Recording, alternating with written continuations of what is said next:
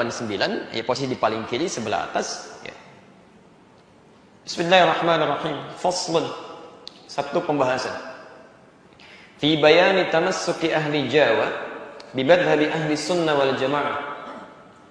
Yang menerangkan tentang berpegang teguhnya penduduk Jawa pada ajaran Ahlus Sunnah wal Jamaah. Jadi beliau ingin menerangkan bahwa penduduk Jawa itu semuanya sejak beliau hidup dan menulis kitab ini itu semuanya Ahlus Sunnah wal Jamaah. Jelas? Teruskan dulu. Wa bayan ibtida'i dhuhuril bid'ah wa intisyariha fi ardi Jawa. Dan akan menerangkan awal kemunculan bid'ah di tanah Jawa. Nanti kita akan lihat yang dimaksudkan bid'ah oleh beliau, ini sering saya sampaikan di beberapa tempat sampai malam ini, yang dimaksudkan ternyata bukan persoalan fikih yang dibahas di sini. Lebih daripada itu persoalan akidah. Ya, jadi bid'ah pertama itu bukan masalah fikih, masalah akidah. Kata beliau ada bid'ah itu kan sesuatu yang menyimpang, keluar dari tuntunan. Jadi ada aliran-aliran yang datang ke tanah Jawa, keluar dari konsep Ahlus Sunnah wal Jamaah, itu aliran menyimpang. Nggak benar, ya, bermasalah. Kemudian wantisyariha fi ardi Jawa, bagaimana penyebarannya di tanah Jawa? Wa bayani anwa'il mubtadi'in al-mawjudina fi hadzal zaman, sekaligus menerangkan ya, contoh-contoh kelompok-kelompok dan tokoh-tokoh ahli bid'ah itu di masa kini. Maksudnya masanya beliau. Masanya beliau. Saya baca langsung ya, saya agak cepat dan mohon izin kalau nanti ada sebagian yang saya lompati untuk menunjuk pada fokus yang kita bahas ya. Karena kalau kita bahas ini insya Allah sampai besok juga nggak kuat gitu ya. Baik. Qad kana muslimul aqtar al-jawiyah fil azman as-salifah al-khaliyah. Sungguh kata beliau, penduduk Jawa itu sejak dulu muslim Jawa itu seluruhnya muttafiqil ara'i wal madhhab wa muttahidil ma'khad wal mashrab. Semuanya kompak. Satu sumber dalam beragama, satu jalan dalam ibadah, mereka semua Ahlus Sunnah wal Jamaah. Saya percepat saja sampai kemudian ke paragraf yang kedua, di baris yang pertama sampai dengan baris yang kedua bahkan ketiganya. Thumma innahu hadatha. Kemudian terjadilah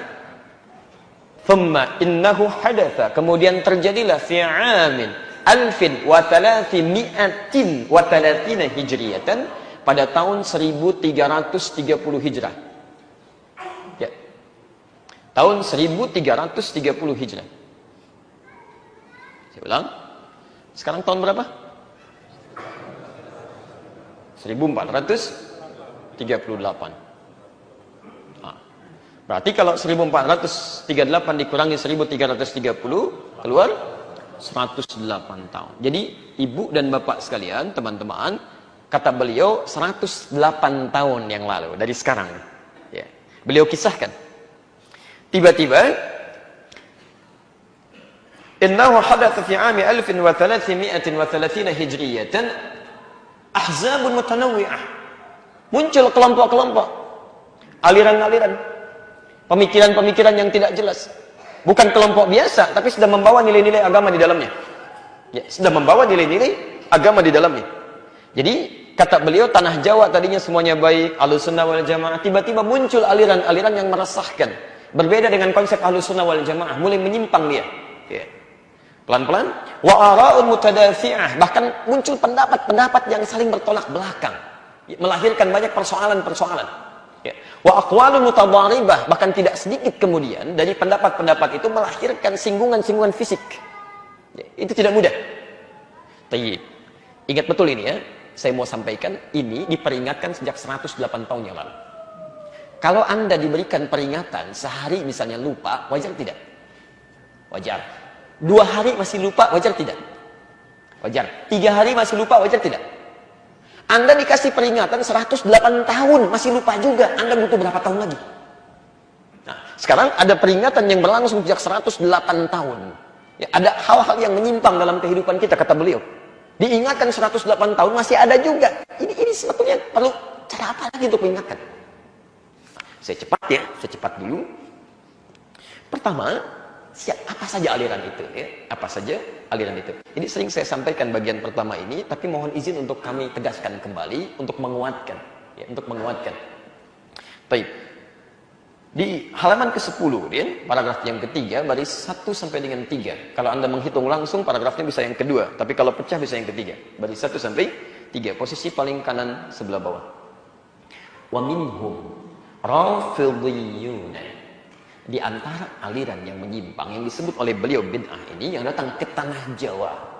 Ya, wa minhum di antara mereka rafidhiyun adalah aliran rafidhiyun. Rafidhiyun. Ya. 1 rafidhiyun. Kita turunkan katanya sehingga dipahami betul ya. Saya tidak terlalu senang kalau Anda menghafal sesuatu tapi tidak paham isinya. Ya. Rafidh ini menunjuk pada orang. Asalnya dari kata rafadha, yang menolak dengan keras. Ya. Bukan sekedar menolak, tapi kadang-kadang ada celak di situ. Ya, ada amarah di situ. Itu rafadha namanya. Rafud, anak arfud, saya nolak nih, gak bisa. Sambil mengecam, bisa. Itu rafadha. Kalau cuma nolak saja, tapi misal tidak disertai dengan unsur-unsur yang menjelekkan, melecehkan gitu ya, itu bisa disebut dengan radda. Ana aruddu hadza, saya tolak, saya nggak mau. Tapi kalau rafadha tidak, tolak sambil keluar nih kata-kata yang tidak enak. Kadang secara fisikal. Ya. Sifatnya disebut dengan rafidah. Rafidah. Orangnya disebut dengan rafidh. Rafidh. Kalau kemudian dijamakkan banyak tidak hanya satu, maka dijamakkan tambah waw dan dengan dun di ujungnya. Jadi rafidhiyun. Ya, orang-orang yang menolak keras. Ya. Tayyib, di dalam sejarah kalimat rafidh, rafadha, rafidah itu hanya dilekatkan kepada orang-orang yang sangat mengkultuskan Ali bin Abi Thalib dan keluarganya sampai-sampai menolak dengan keras kekhalifahan Abu Bakar, kemudian Umar bin Khattab, kemudian Uthman bin Affan radhiyallahu taala